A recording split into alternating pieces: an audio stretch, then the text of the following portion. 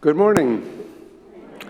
We're a somewhat diminished group today because we've had not one but two memorial services for members of our congregation who have passed on, and it's been a kind of an emotional weekend for us all.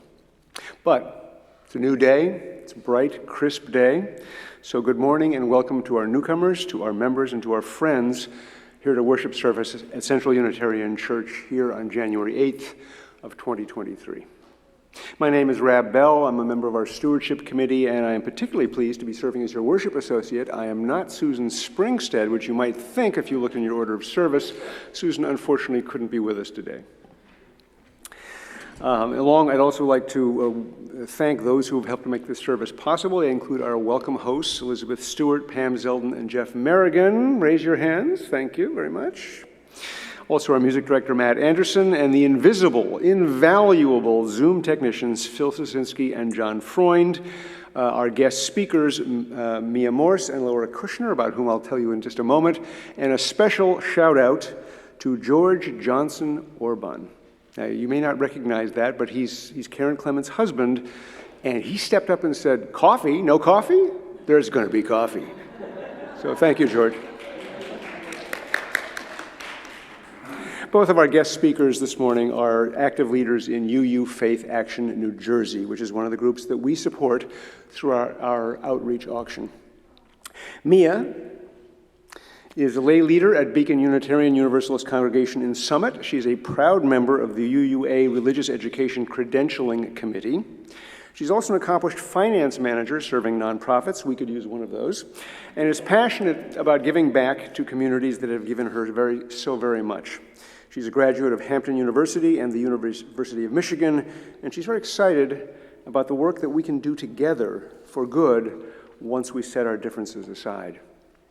And Laura, seated next to her, is a longtime member of the UU congregation at Montclair, where my niece also attends. She is currently attending Drew Theological Seminary, studying for her master's in divinity, and as part of her studies, she's serving as her first of 2 years as an intern for UU FaithAction New Jersey. That's really hard to say, UU FaithAction New Jersey. So Mia and Laura, welcome. We here at Central Unitarian Church are an inclusive community welcoming diversity of identity, diversity of expression, diversity of individual spiritual beliefs. Within these walls, many of us have experienced unanticipated moments of inspiration, of hope, even of renewal. And we hope that each of you will find one of those moments during today's service. We're a community of all ages, including children and youth, who are the future of this faith tradition. We acknowledge that not everyone pays attention in the same way, and so we strive each Sunday to create a space that works for all. Silence and stillness, well, those are not our goals, but our goal is to share time as a community in worship. So if you're a visitor here this morning and you've not already done so, please do sign our guest book, which is up here in the front of the sanctuary. If you're visiting us online, you'll find a link to our guest book in the chat at the bottom of your screen. And now some announcements. Next Sunday morning, our worship will be an all-ages celebration of the life and legacy of the Reverend Dr. Martin Luther King, Jr. Following the service, our family faith formation program will host coffee hour. So, George, you're off, as we create a temporary mural commemorating Dr. King, and all are welcome. Covenant Circles will return this month to CUC after a brief December hiatus. Covenant Circles are small groups that meet a few hours once each month to explore conversations of meaning together. All are welcome to attend, and you need not have registered online ahead of time. This month, Covenant Circles will be held on Thursday, January 19th. That's Thursday, January 19 at 7 p.m. on Zoom, led by Reverend Andre, and also on Sunday, January 22nd at 12 noon here in the CUC Lounge, led by Robin Canada. And Robin, thank you. So please contact either Reverend Andre or Robin with any questions. A new year brings, yes, you guessed it, the New York Opera Forum back to CUC for 3 exciting shows here in our sanctuary. Saturday, January 14th, which is just next Saturday, at 2 p.m., opera buffs will be treated to a concert version of Act 2 of Wagner's Die Walküre. Those attending will be able to go to a website that has the libretto translated in English, so you'll know what's going on. The next concerts will be based on the classic Ring of the Nibelung, and they'll be performed in March. And if you're a Tolkien fan, this was the ring before the ring. More information is available at opera@cucparamus.org or from church member Karen Clements. Karen, thank you. And finally, once again, the Women's Alliance welcomes women to a morning of fitness. This is on Saturday, January 21st, in 2 weeks from now, starting at 9:30 a.m. There will be 2 consecutive classes. The first offers weight and strength training, and the second practices gentle chair yoga. I've always wondered whether that's yoga for the chair or yoga that you're sitting in down for, but come and find out. Please contact Annette McCock for information, and there she is. Okay, that's it for the announcements. I remind those of us here in the sanctuary to make sure they've silenced our electronic devices. At the same time, we invite you at home to have your own chalice ready to light as we light one here in our worship space. And now, finally, as we prepare to enter into worship this morning, take a moment to greet those around you and offer them a warm welcome.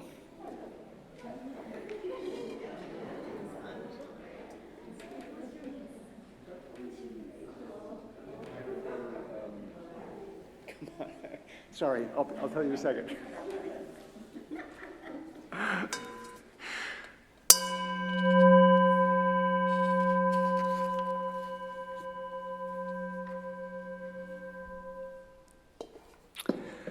Mia, would you please give us our call to worship?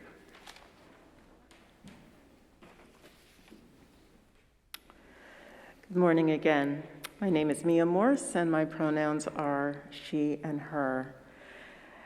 The opening words are Faithless Works by Reverend Jennifer Kwong. They say faith without works is dead, so I worked for equality next to my queer friends who wanted to get married, and I worked for religious freedom next to my Muslim friends who were accused of being terrorists, and I worked for racial justice next to my Black friends whose lives were affected by police brutality. Yet I didn't feel fully alive even after working myself to death until I left my work to become a spiritual practice, until I let go of my attachment to the outcome, until I stopped chasing after political issues, one after another. I still believe faith without works is dead, but works without faith is just as lifeless. Here ends the reading.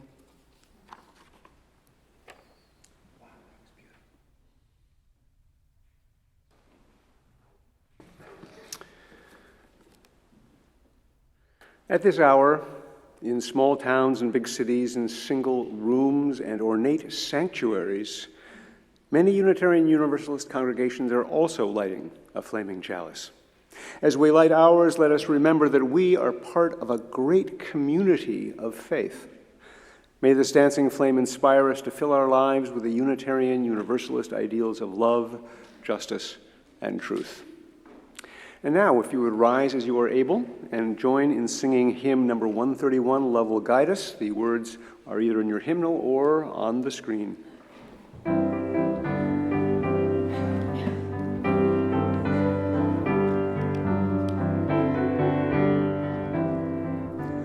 Love will guide us, peace has tried us, love inside us will lead the way on the road from greed to giving. Love will guide us through the hard night.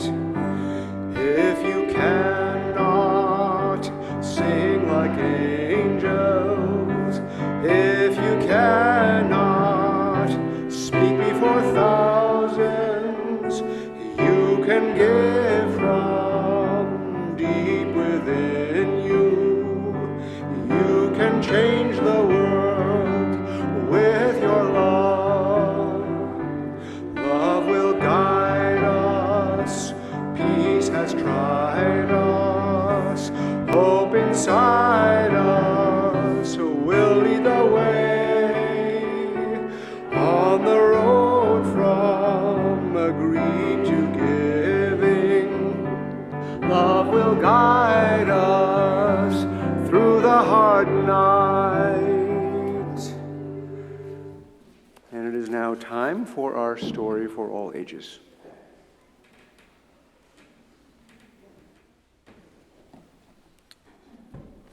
Good morning. So I'm going to share today with you, as I was telling the people in the back, as a nursery school teacher, my children hear me say this all the time, I'm going to share one of my favorite books with you. So one of my favorite books is The Rabbit Listened by Corey Dorfield. And I'm going to figure out how that works. There we go.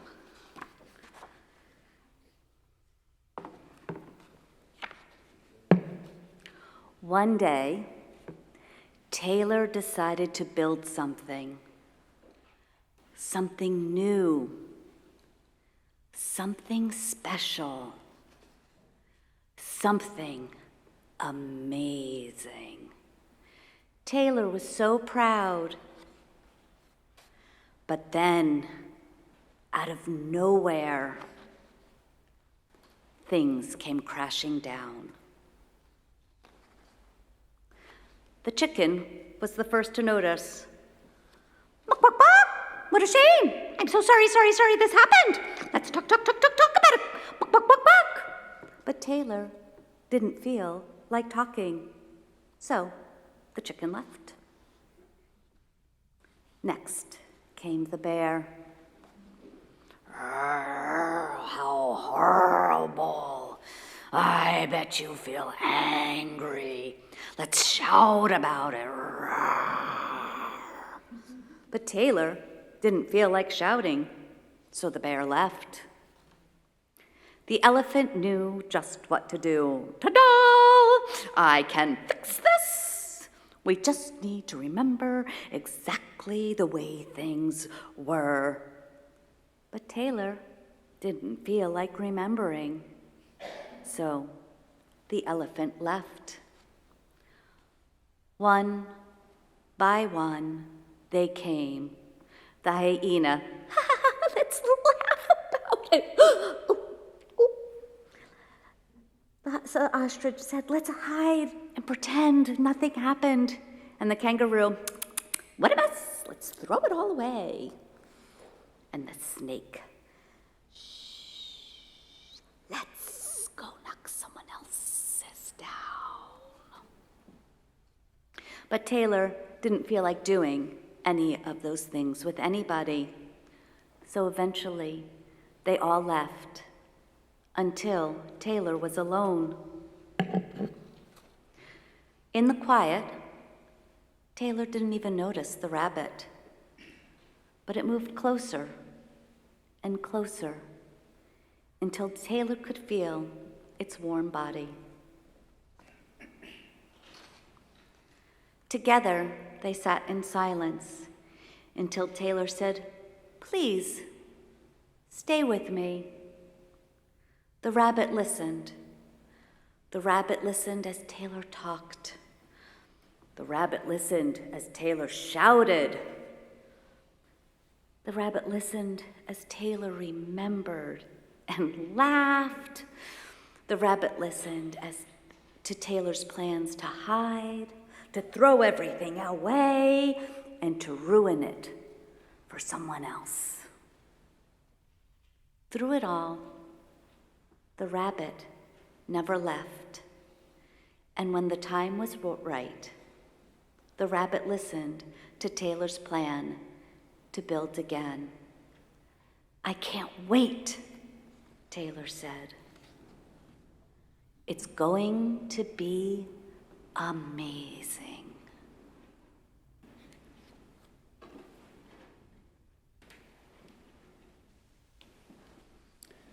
Now that's the way to read a story.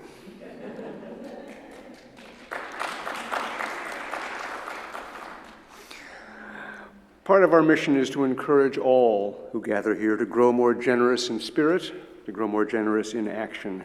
That is the end of the world's great faith traditions. The offering is one of many ways we practice that all-important generosity of spirit as we share this journey together. Today's offerings will be shared equally between CUC and UU FaithAction New Jersey in order to advance the mission of both.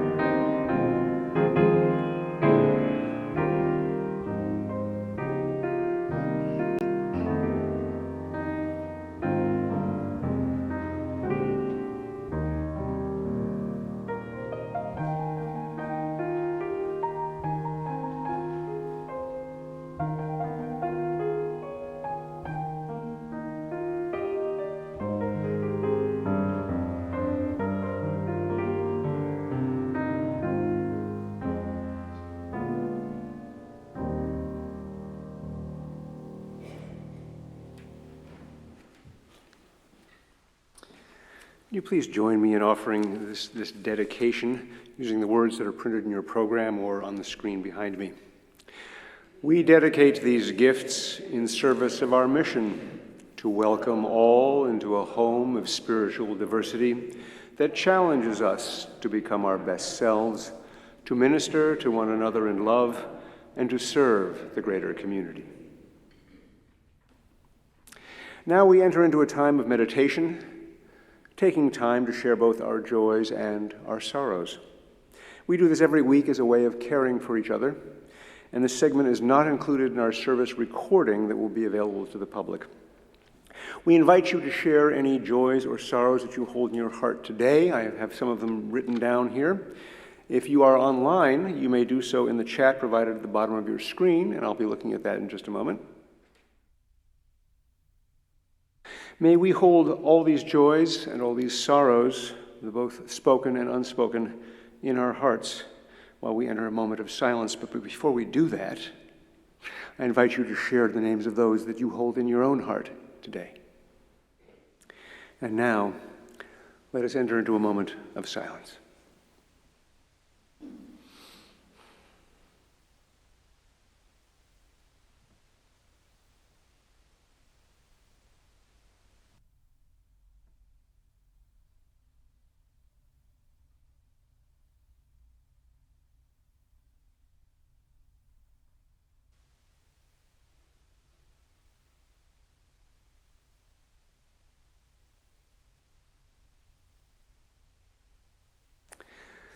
Blessed be. And now let us rise as we are able and sing a hymn new to me, hymn number 299, Make Channels for the Streams of Love.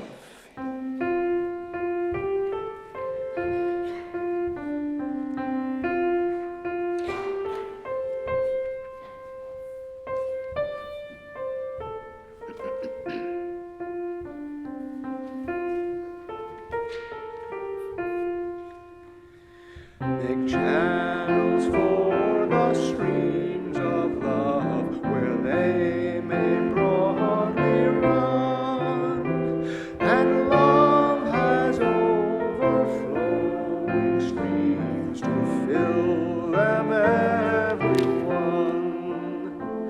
But if at any time we see such channels to provide, the very fonts of love for us will soon be parched and dried. For we must share if we would keep this gift all else above. We cease to give, we cease to have, such is the law of love.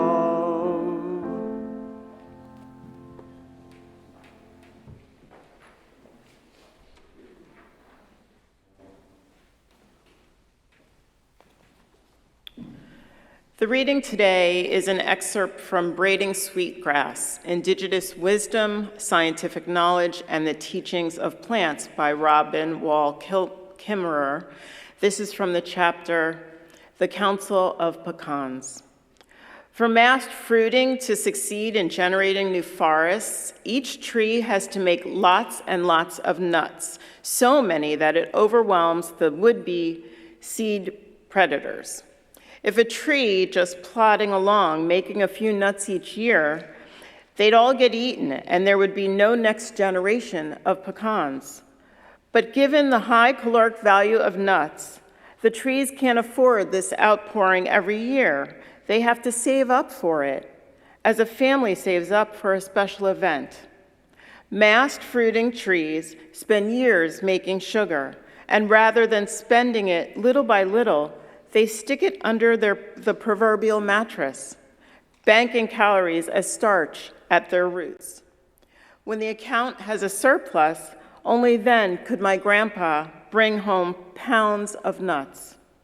This boom and bust cycle remains a playground of hypothesis for tree psychologists and evolutionary biologists.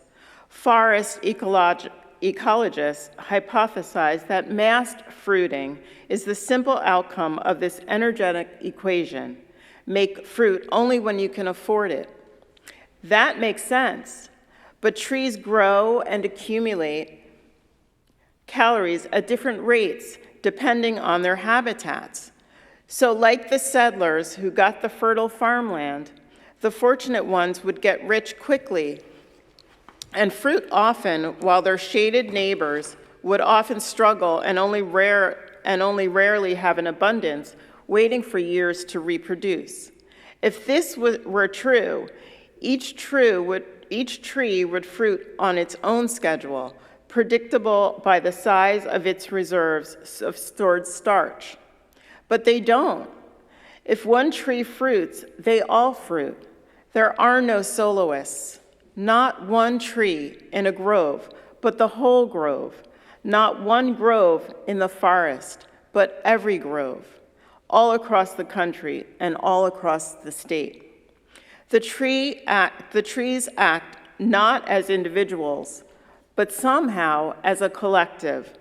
Exactly how do they do this? We don't know yet, but what we see is the power of unity. What happens to one happens to us all. We can starve together or feast together. All flourishing is mutual. Here ends the reading.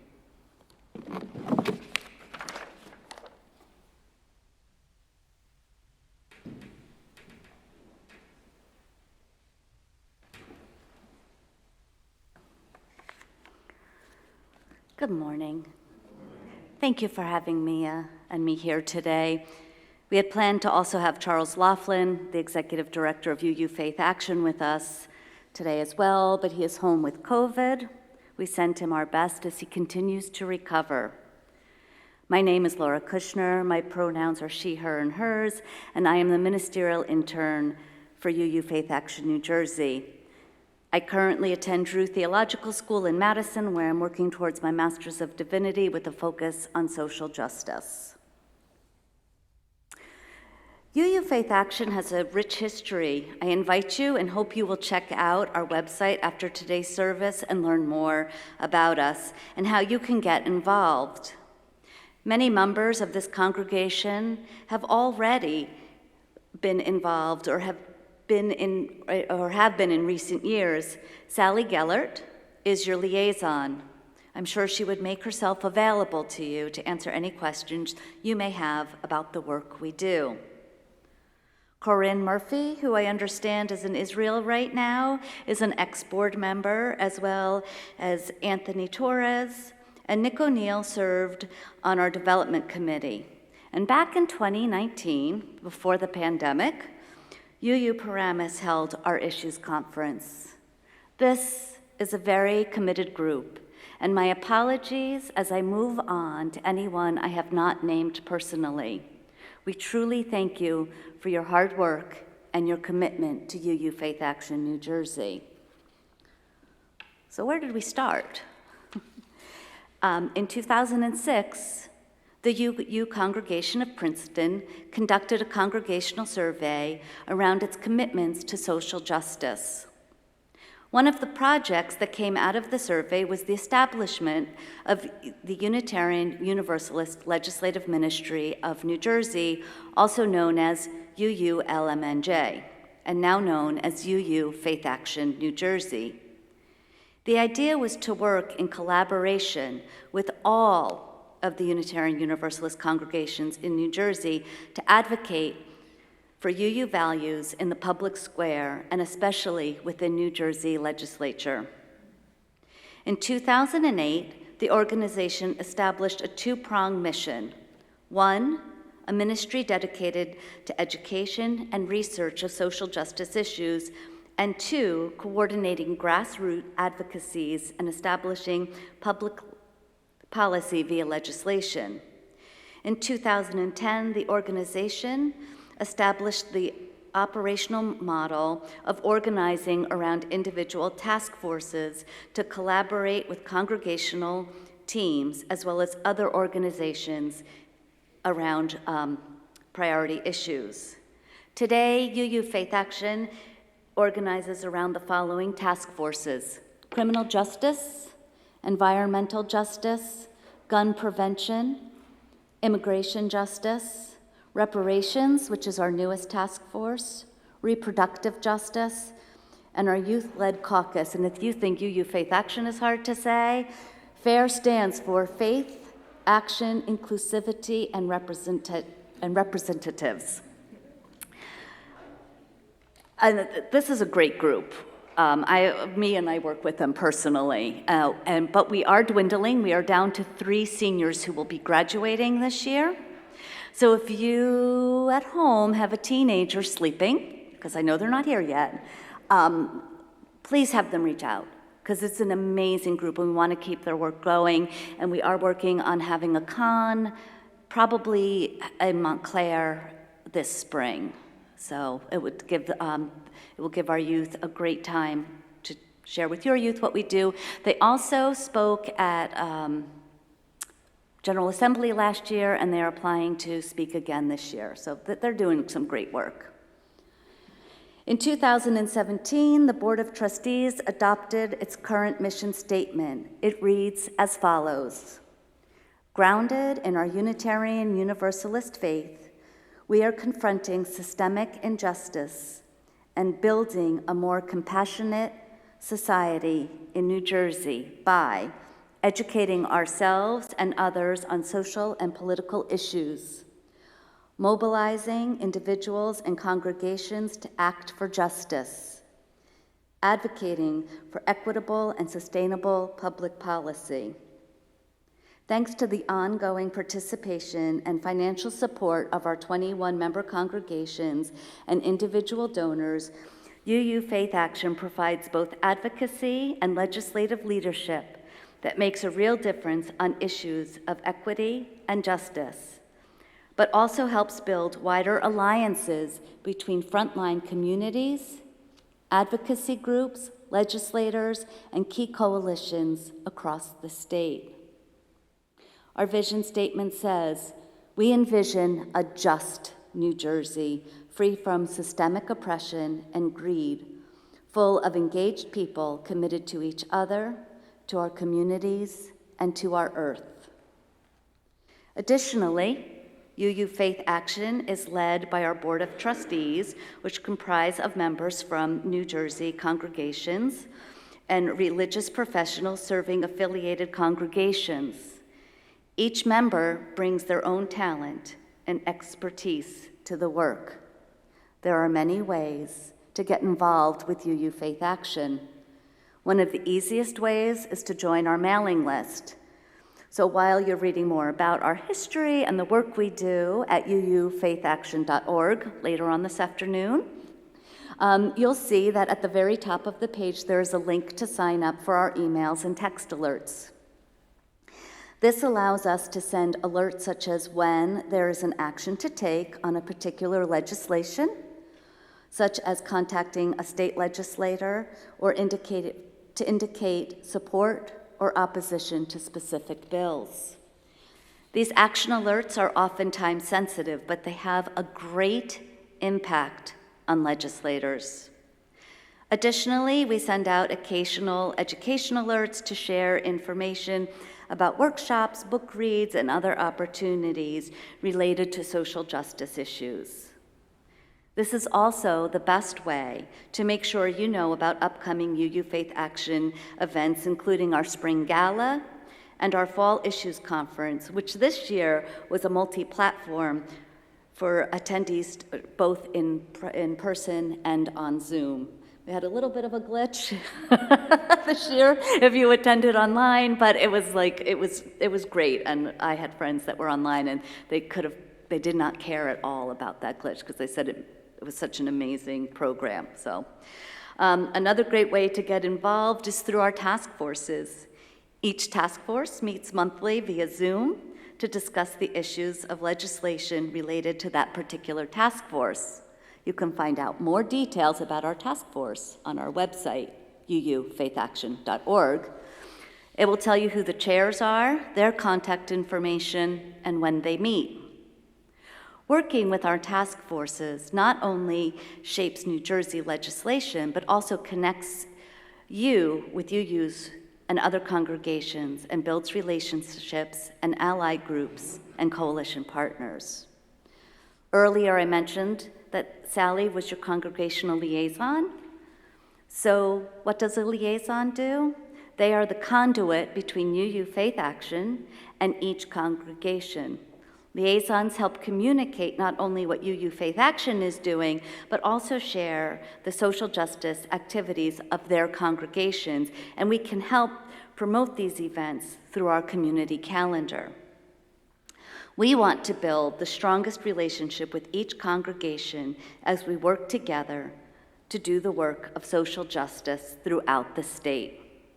If you have a potential interest in serving on the Board of Trustees, usually I say you can speak to Charles, but you can speak to Mia, who is our board president and just all-around extraordinaire, or reach out to Charles, via email or a phone call, and they will be happy to have a conversation with you. The final way to get involved, and this is crucial to our ongoing work, and that's financial support. Each affiliated congregation is asked to make an annual contribution based on their number of members. This is a major source of our fundraising, but we also need the help of individual donors. It is especially helpful for those who are able to make recurring monthly donations, as it provides a consistent revenue stream that helps tremendously in the budgeting process. Again, we are so grateful for those of you who are already involved with UU FaithAction, and we welcome anyone who wants to get involved with our call to justice. After all, it's in our name. We strive to help New Jersey. UUs put their faith into action.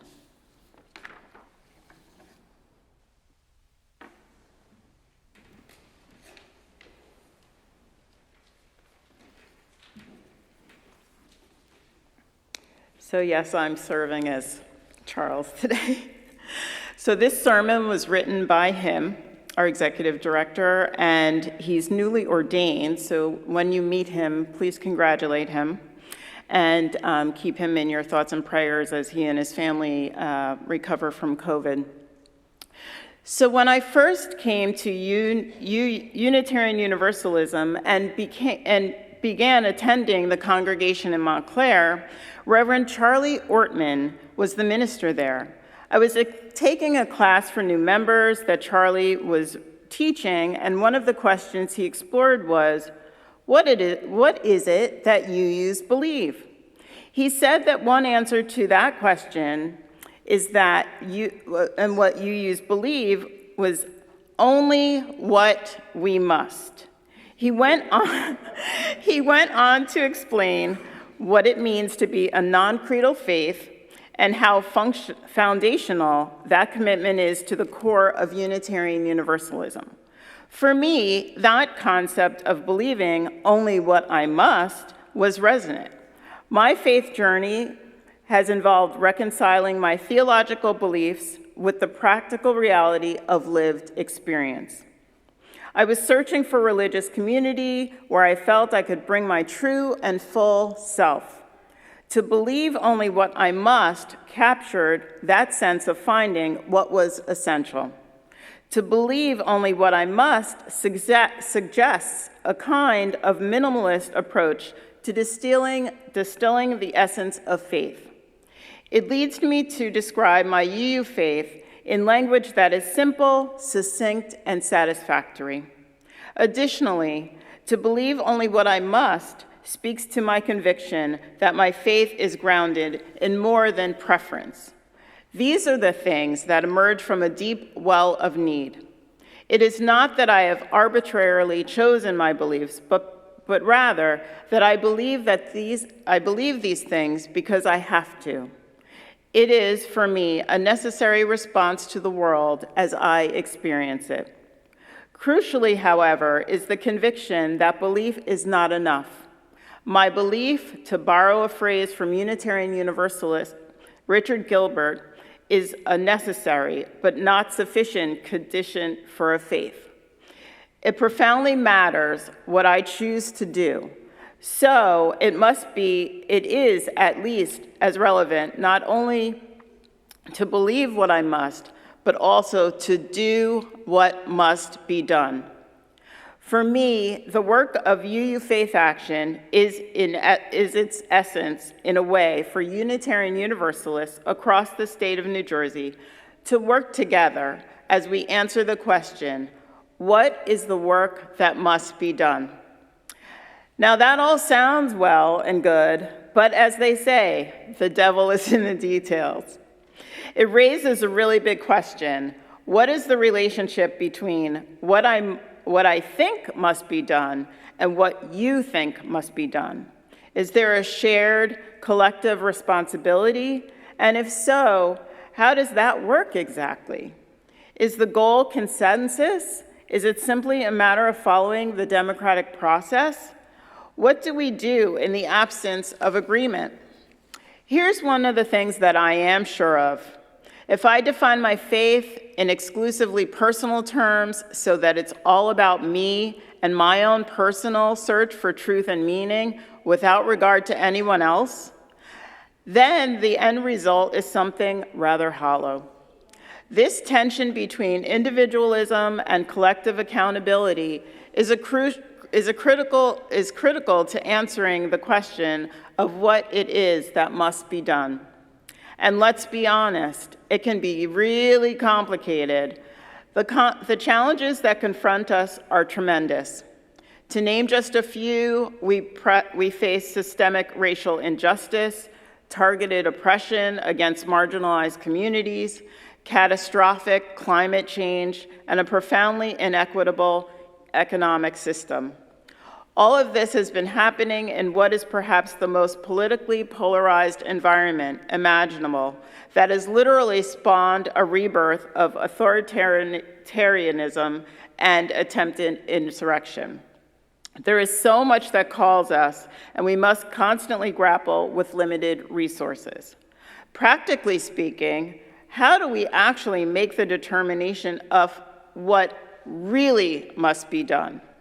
I think an important aspect that guides our exploration of that question at UU FaithAction is reflected in today's reading from Robin Wall Kimmerer's Braided Sweetgrass. In the excerpt from the Council of Pecans, we hear the profound message that what happens to me happens to all, that all flourishing is mutual. I believe that in those inevitably difficult moments where we must make a determination about what we believe must be done, that our guiding star is that commitment to mutual flourishing. We are committed to continually working to center the voices of those most impacted by systemic oppression. This means that we do not work alone. Some of the coalition partners we collaborate with frequently include the ACLU of New Jersey, New Jersey Institute for Social Justice, New Jersey Prison Justice Watch, Faith in New Jersey, Thrive New Jersey, National Council of Jewish Women, Clean Water Action, Ironbound Community Corporation, and First Friends New Jersey, just to name a few. We also partner with UU organizations such as the Coalition of UU State Action Networks, of which we are a member, Side with Love, and the UU Social Justice Committee. It is in strategic partnership that we can magnify our impact, and that requires really listening. Additionally, we are committed to listening to our congregations. We strive to be a resource for our congregations and want to do what we can to amplify the social justice work happening in our congregations. Thank you for being here. We want to find ways to deepen that relationship and look forward to being in continued conversation. Of course, listening doesn't magically make all of our differences go away. In fact, the truth is that our differences actually make us stronger and more effective in the long run. Our goal is not to remove our differences, but to embrace them. And importantly, as we navigate doing the things that must be done, we recognize that we will do this work imperfectly. In fact, perfection is not the goal. Perfectionism is a hallmark of the very system we are working to dismantle. Like everything we do, this must be grounded in relationship. This is how we will navigate the work of doing what must be done. May it be so. Amen. So now we're going to have some fun. One of our social action networks in Texas is led by the Reverend Erin Walter, and she has Power Hour every week, and they get together, the coalition partners, and she taught us this song. It's called I'm Gonna Walk It With You, and I hope that we can all learn this as UU so that when we go to marches and we're in Trenton and whatnot, we'll have something to sing together. So the words are here, and we're going to sing and sing together. So here we go. You can rise in body as you are able. Clap your hands, stomp your feet, do whatever you gotta do. Well, it looks like it might be a hard road, but I'm gonna walk it with you. And I know that might have a heavy load, but I can carry some too. I will lift you up when they push you down. I will raise my voice and stand my ground. Well, it looks like it might be a hard road, but I'm gonna walk it with you. And it looks like it might be a long night, but I ain't going nowhere. And I know it's gonna be a hard fight, but I will stay right here. I will shine a light in the darkest hour. I will face the man in the tallest tower. Well, it looks like it might be a long night, but I'm not going nowhere. I will work, I will fight, I will strive in the name of love. I will strive, I will shout, I will sing it to the skies above. Well, it looks like it might be a perilous climb, but I will follow your lead. And I know it might be a long time until the last one of us is freed. But I will hold on tight, stay by your side. I will be with you through this whole damn ride. Well, it looks like it might be long, but I follow your lead. Well, it looks like it might be a hard road, but I'm gonna walk it with you. And I know you might have a heavy load, but I can carry some too. I will lift you up when they push you down. I will raise my voice and stand my ground. Well, it looks like it might be a hard road, but I'm gonna walk it with you. I'm gonna walk it with you. I'm gonna walk it with you. Let's get loud. Walk. I will climb, shine my light the whole night through. 'Cause it looks like it might be a hard road, but I'm gonna walk it with you. Woo! And we're gonna walk it with you. Thank you all for being here.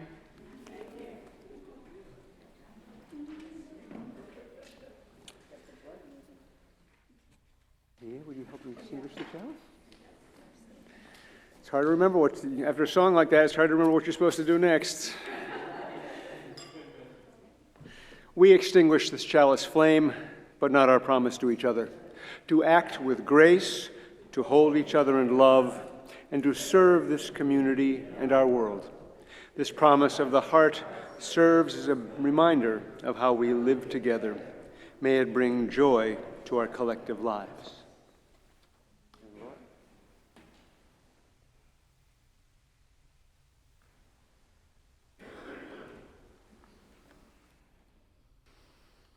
Our benediction is called From Ally to Advocate. It is also written by the Reverend John of Hukwang. I thought I was so smart till I didn't know the answer to why evil exists in this world. I thought I was so enlightened till I discovered comfort in darkness for a while. I thought I was so liberal till my good intentions produced the opposite results. Thought I was colorblind till my eyes began to see differences that should be honored. Thought I was an ally when what was called for was an advocate instead.